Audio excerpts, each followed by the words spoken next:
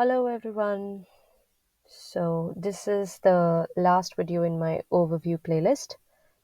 So today we'll be taking an overview of the genes and the cancer biology behind development of cancer.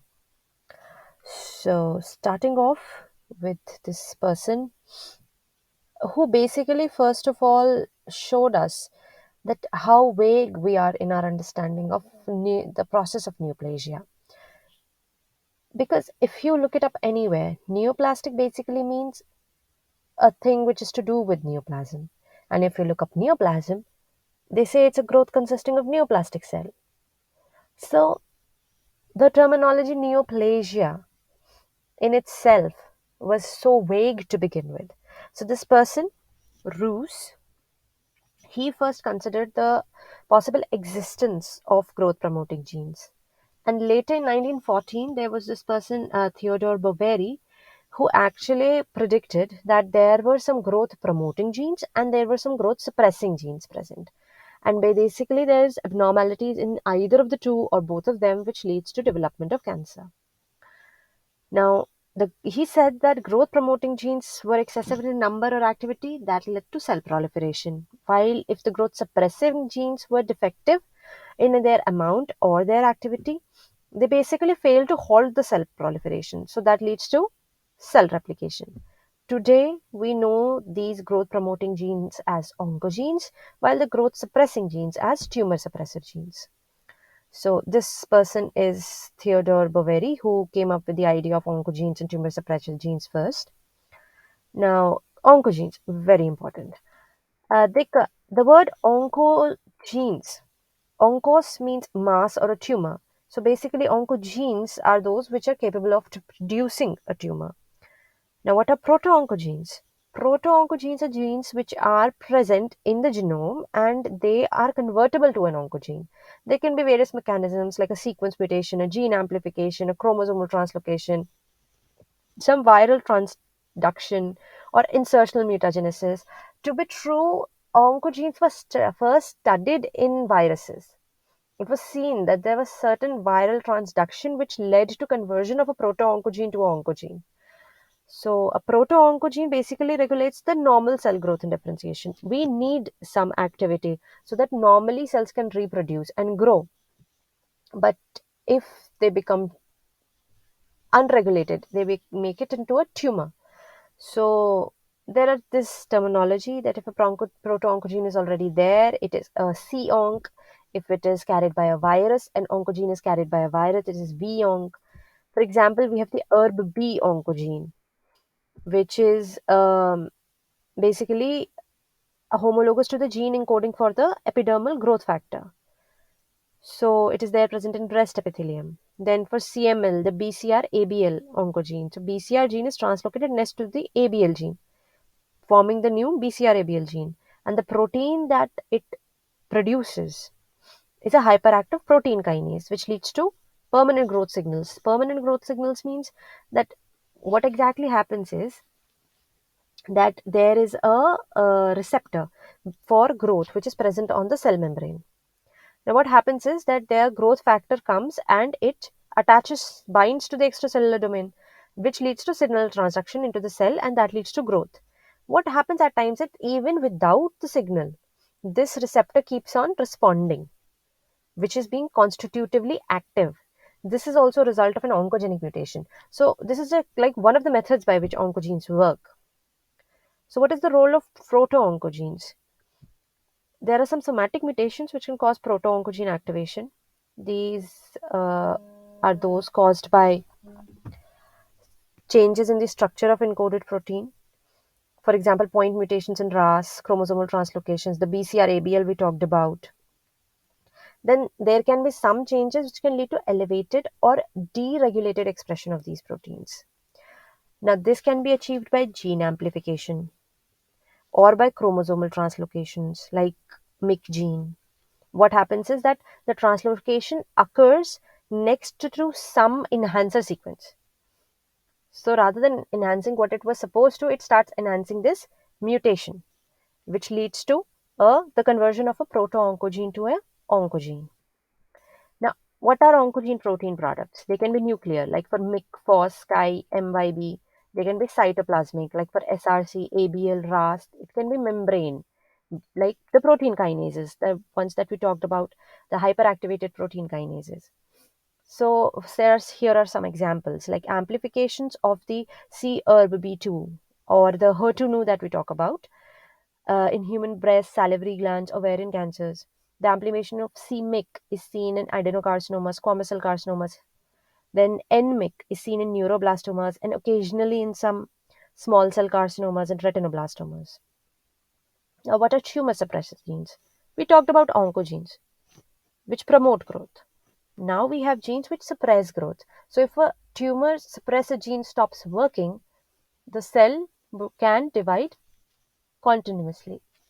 Now, the concept of the tumor suppressor gene was initially given by Boveri, but actually demonstrated by Knudsen. Alfred Knudsen noted that heritable retinoblastoma was more often bilateral and multifocal, and it occurred in younger children rather than the other type, which was non-heritable unilateral, and it occurred in older children. So he basically came up with the fact that development of tumor would need hit on both the chromosomes, whether both could be somatic, one could be somatic, or one could be germline, or one could be genetic, one could be epigenetic. There has to be hit on both the chromosomes. This was his Knudsen two-hit hypothesis.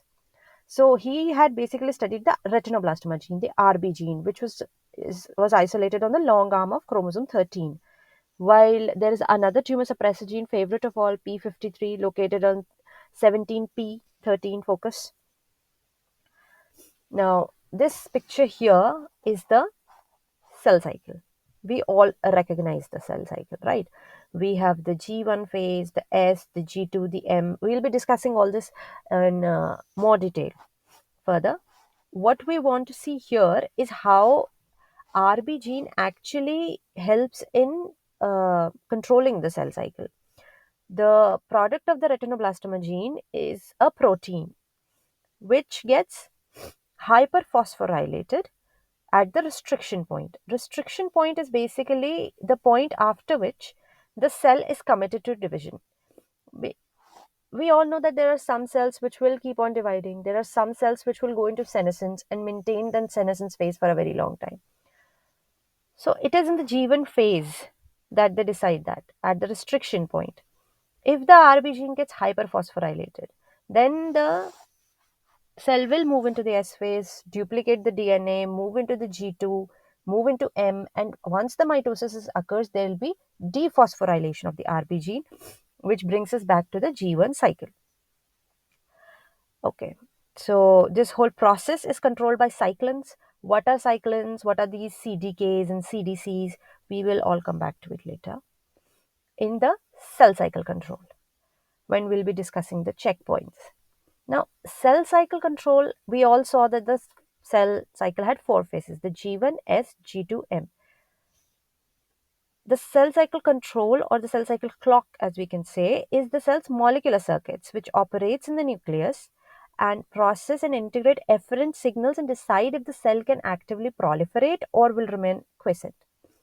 If the go no go decision is go into the proliferation, the whole circuitry is engaged, there are a lot of biochemical changes, and the cell will divide into two daughter cells.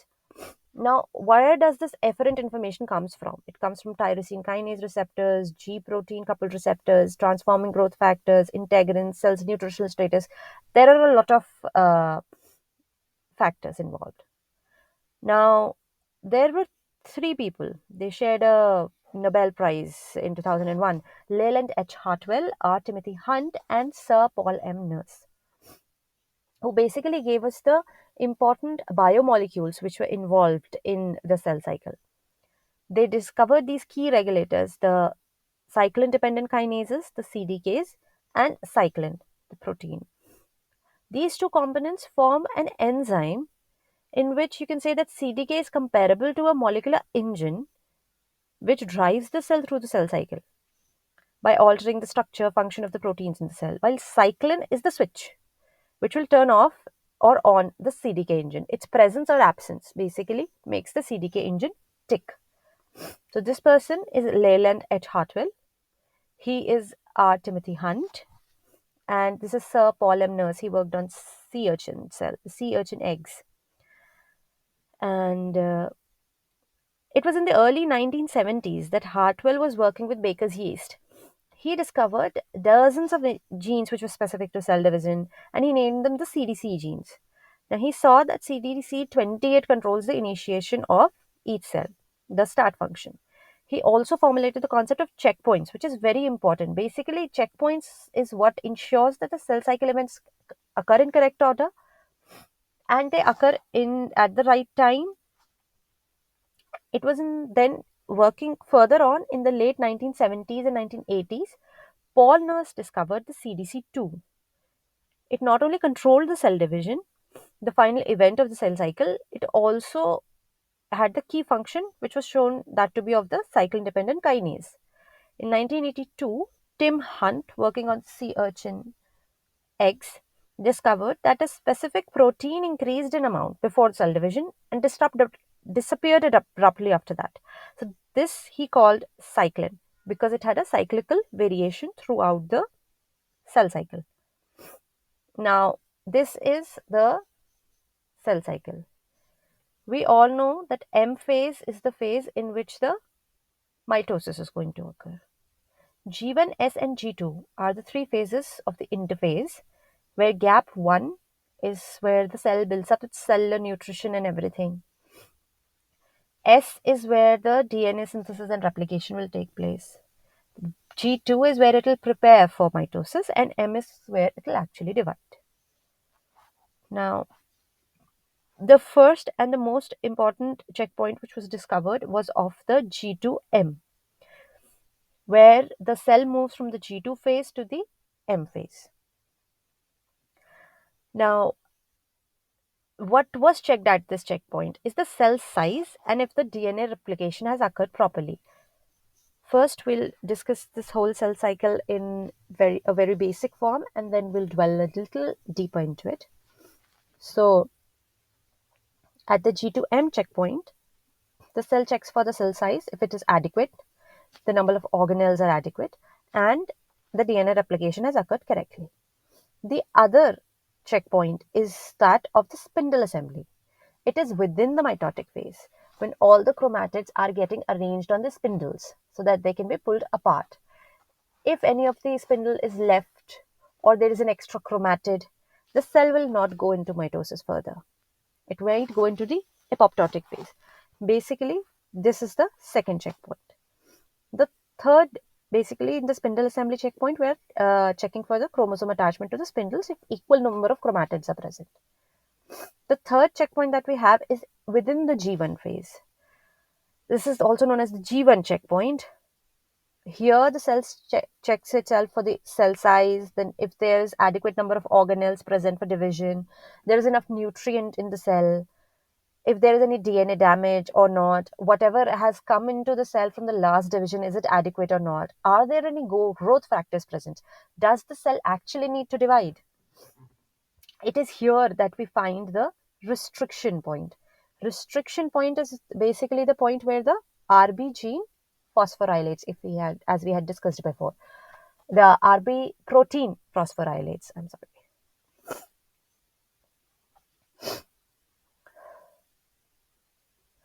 So G1 checkpoint is where the cell checks for the cell size, if there are adequate number of organelles for division, if there's enough nutrient, if there's any DNA damage, the DNA that it has received from the last division, is it okay?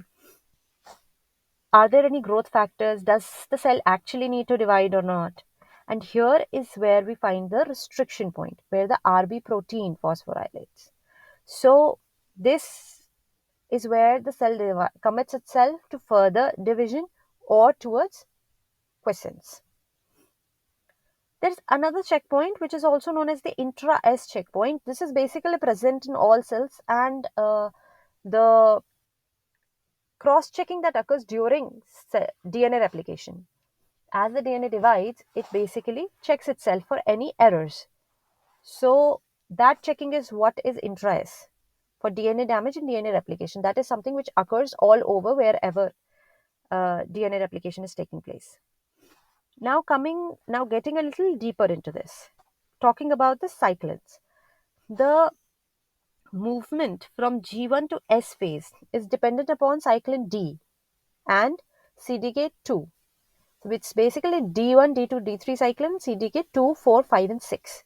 If they both are present in adequate amount, thus they the cell will move from G1 to S, crossing the G1 checkpoint and the restriction point. They will be present only if the cell is able to tick mark all these criteria.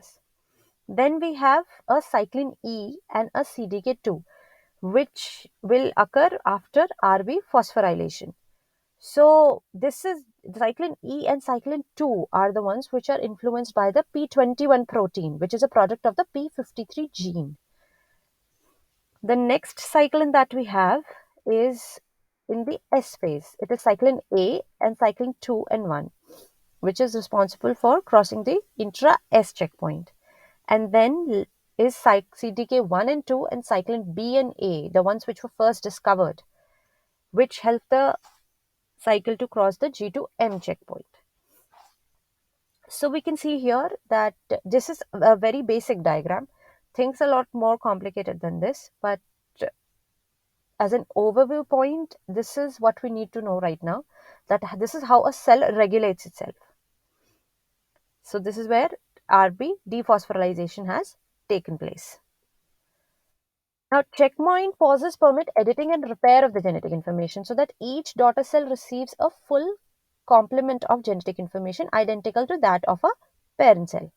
RAD9 gene is related to the G2M checkpoint, P53 is for the G1 checkpoint, P53 transcribes into P21, which inhibits the association of CDK4/6 with proliferating cell nuclear antigen cyclin D. RB protein cannot be phosphorylated if such a thing happens and stays in complex with the transcription factor E2F, blocking the transcription of the cell cycle. So there is a cell cycle arrest. So this is how it actually works on the basic level.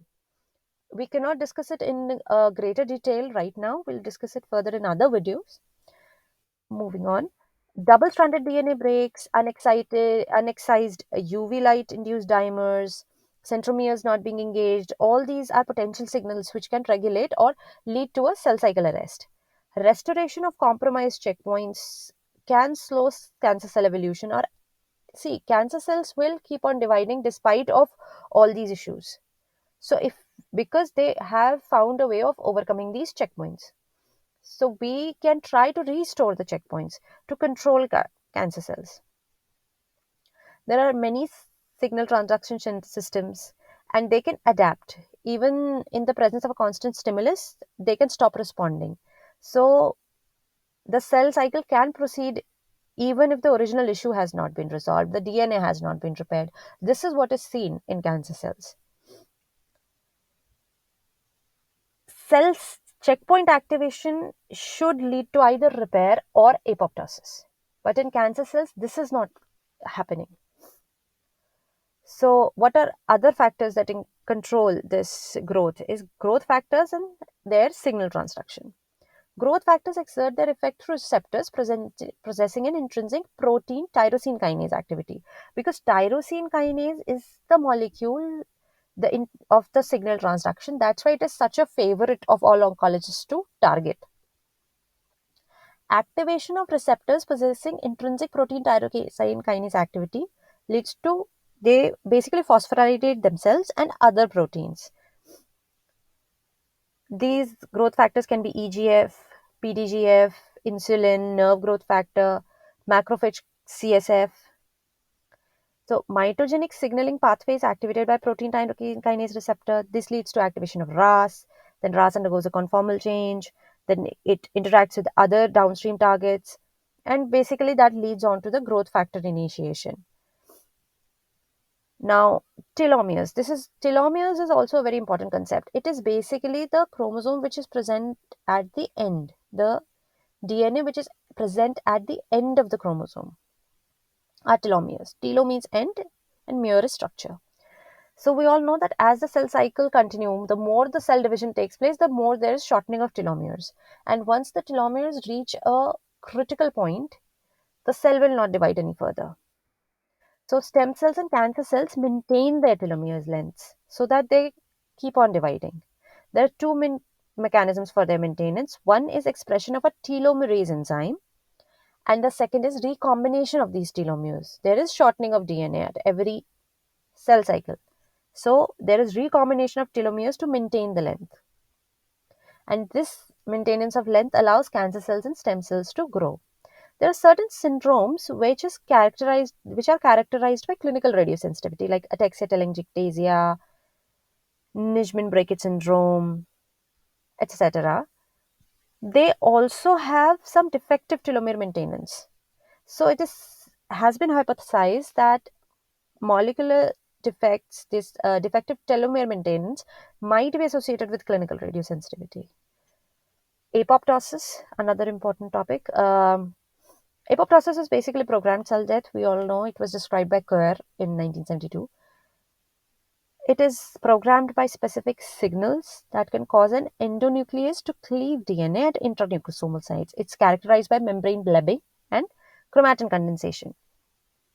A very early change that you see in apoptosis is the flip-flop of phospholipid phosphatidylserine, the PS1.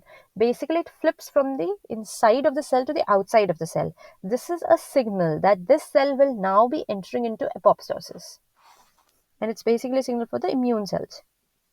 So it is frequently seen within 4 to 6 hours of irradiation. And apoptotic response to irradiation can be modified by cytokines to protect new normal tissues and to induce tumor cell killing. Tumor necrosis factor increases apoptosis after irradiation, but it also protects the hematopoietic compartment. So apoptosis is basically the way to go. That is what we want the cancer cells to undergo after irradiation or chemotherapy. Then we have some terms like the grid therapy, the bystander effect, the abscopal effect, REAP, and DAMP. The grid therapy. Uh, what actually happened was earlier in radiotherapy's history, so what some clinicians tried was, then rather than exposing the whole field, they would make a grid pattern of shield and they would expose only certain areas to radiation while protect the normal tissue.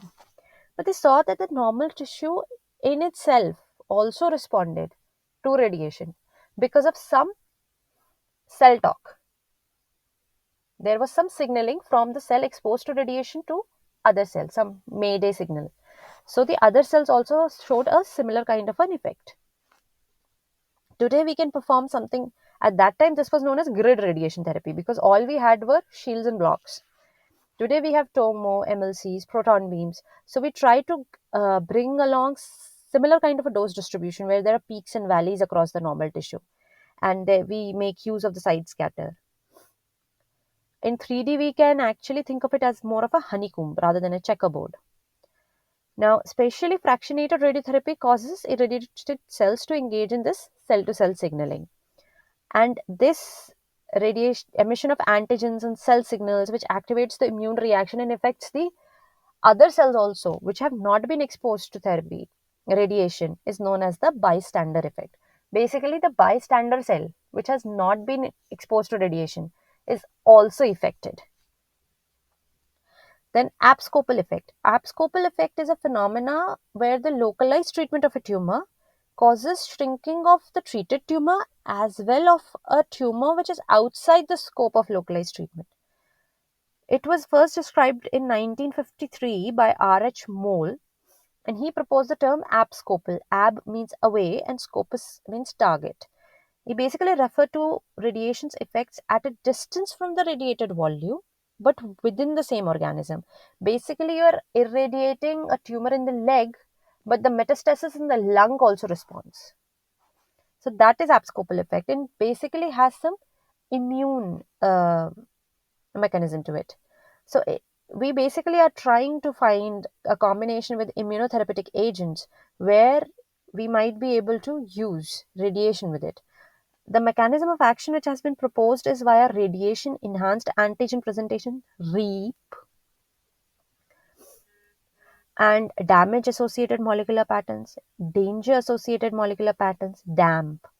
by which the host molecules initiate and perpetuate an inflammatory response, immunomodulation of the tumor cell surface, and the modulation of cellular infiltrates into the tumor microenvironment. So, coming to now the biology of metastasis. Meta means after or beyond or over, basically denotes change or transformation, and stasis means stand or stationary. So there is change and there is stasis. It's Greek. Metastasis basically represents a change in the location of a disease or its manifestations, and also means to transfer the disease from one organ or body part to another organ or body part, which is not directly connected. Now, distribution can be explained on mechanistic grounds, like the tumor cells shed into the bloodstream, for example, liver mets from a primary GI malignancy. Then there is another concept of metastatic tropism. Carcinomas form detectable metastasis only in a limited subset of distant organs. This was actually observed by Stephen Paget. He was one of the sons of the person who named Paget's disease. So he basically observed in a large number of autopsies of breast cancer patients that lymph nodes, liver, lung, bone, and brain, they were involved. Now, if you're saying it's because of the blood flow, then even kidney and spleen have a very significant amount of blood flow. But there is never metastasis to those places. So he basically gave us the concept of seed and soil hypotheses. He said that not only does the metastatic cell has to be good enough to lodge, the receiving organ also needs to be able to provide for that cell. So the tumor cell must have favorable adhesion molecules. The host organ must be accepting receptors on its and must have accepting receptors on its endothelial cells. And this results in appropriate sites of circulating tumor cells to bind, migrate, and grow. So it was A.J. Salisbury who first emphasized that metastatic process is a very inefficient process. There is a majority of malignant cells which are released into the blood, and most of them die. It has been seen in certain experiments that only 0.1% of these cells entering the bloodstream, the tumor circulating cells, actually get lodged somewhere. Now, Irving Zidman and Isha J. Fiedler did a lot of experiments with melanoma cells in mice, and they found out that only the fittest cells survive. Only those cells who have an intrinsic heterogeneity of metastatic potential, they form metastasis in a particular organ. Only they are capable of detaching from their home, recirculating till they come to a preferred site. Now, there are three major pathways of metastasis. One is across the body cavities, such as the peritoneal cavity or the CSF, like in medulloblastoma and ovarian tumors, via the lymphatic system, as in breast cancer, or hematogenously, as in lymphsarcomas. Now, there's an invasion metastasis cascade that happens whenever tumor cells metastasize. The tumor cells are basically adherent to each other, or to the host cells, or to the extracellular matrix. What they do is they do a proteolysis of the extracellular matrix, and then they move towards the vascular and lymphatic endothelium. They intravasate into the lumen. They cross the pericytes and the endothelial barriers. They embolize into the lymphatic system and the blood circulation. Then they have to survive the mechanical trauma, the immune cells being trapped in the capillary beds, because capillary beds are obviously very thin. They adhere to the endothelium at the metastatic site, which they find the most fruitful. Then they dissolve the cell-cell junctions, they move through the basement membrane of the blood vessels and the organ parenchyma, and then they survive in this new host environment. And what they do there is they start proliferating and they start angiogenesis.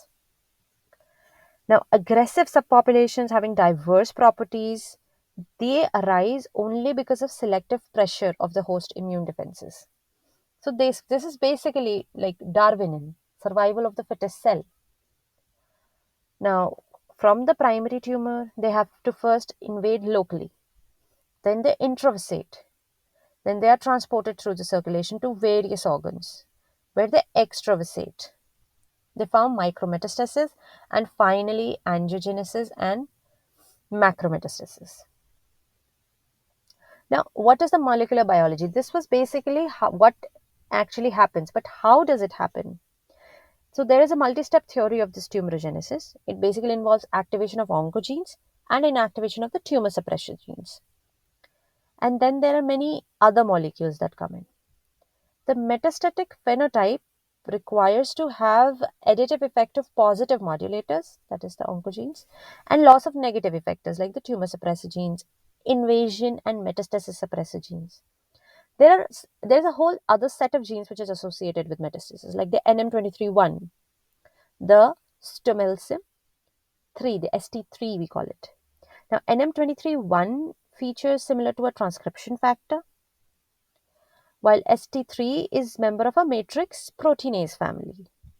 There is a separation, there is a difference between tumorigenicity and metastatic phenotype, formation of a tumor and metastasis of the tumor. Invasion and metastasis will require an additional effector genes and loss of suppressor local inhibitors. So there are two broad classes of molecules which have been implicated repeatedly in contributing to metastatic ability: the cell-cell adhesion molecules and the motility molecules. Cadherins are calcium-dependent molecules that mediate homophilic cell-cell adherence, the adhesion molecules. Integrins are transmemory proteins which are formed by non-covalent association of alpha-beta subunit. Then there are selectins which act through terminal calcium-dependent domain. They predominantly involved in heterotypic cell-cell adhesion. So these are basically the adhesion molecules. The tumor cells are able to attach to a specific lipoprotein in the extracellular matrix, like the fibronectin or collagen or laminin. This is formed both through integrins and non-integrin receptors. Now, CD44 is a crucial transmembrane glycoprotein which is involved in adhesion to hyaluron. So there are all these molecules which are necessary for the tumor cell to be able to adhere not only to other cells, to the extracellular matrix, to the endothelium, then at the metastatic site. So the potentially metastatic cell then must overcome a series of tissue barriers, like the basement membrane, the connective tissue, first at the local site and then also at the metastatic site. So there are 5 classes of proteinases which are associated. They are members of the matrix metalloproteinases. These enzymes, each of which is secreted by a proenzyme that requires activation, can be divided into 3 general subclasses. There are the interstitial collagenases, the type 4 collagenases, gelatinases you call them, and obviously the one which comes from ST3, the stromylins. So basically, you have to make your movement through the extracellular matrix. So you have to break it down, move through it, get into a vessel or into the lymphatics. Once having dissolved barriers, active tumor cell motility is required. Now, how will the cell move? So, successful migration of metastatic cells requires transition of propulsive force from the extracellular matrix to the cytoskeleton. So, tumor cells move like the amoeba, pseudopod extension. And for pseudopods, what do you require? You require a network of intracellular polymerized cross-linked filaments. They need to be disassembled and reassembled and disassembled and reassembled. So they move by pseudopod movement. Now the cell has come out of the local area, gone through the extracellular matrix and everything by those metalloproteinases, then attached itself to various other molecules by all the receptors it has, the selectins, integrins, cadherins, CD44. Then it has gone to the other metastatic site, used, found itself a space there in the extracellular matrix, started proliferating. But it requires nutrition. So tumor angiogenesis or tumor neovascularization occurs, a very characteristic phenomena. There is growth of the tumor basically depends on the tumor's access to nutrients and oxygen and its ability to eliminate metabolic waste or carbon dioxide, like any organism. In a very small tumor, all these requirements are met by diffusion. But when the tumor grows large, it needs a direct access to the circulatory system. So this is secured by tumor neovascularization or angiogenesis. It encourages ingrowth of capillaries and vessels from adjacent normal tissue. Now the factors involved are endothelial growth factor, that is VEGF, vascular endothelial growth factor, tissue growth factor beta. There is generation of tumor vessels, and this is by a delicate balance between angiogenesis promoting factor and inhibiting factors. The point is that no matter how much the tumor tries, it is tumor, unregularized growth. So these tumor vessels are also irregular, disorganized, leaky, hemorrhagic, tortuous. They contain poorly oxygenated blood, and the blood may flow into the tumor and out of the tumor from the same vessel. It's neither a vein nor an artery. So that's the point. There are leaks in the endothelium. That's the reason why tumor bleeds cannot be easily controlled by adrenaline or other drugs, which would actually lead to a vasospasm.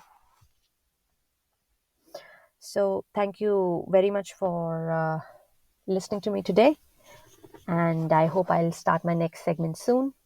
Please put on a comment and give me more ideas about what topics you would like to listen to.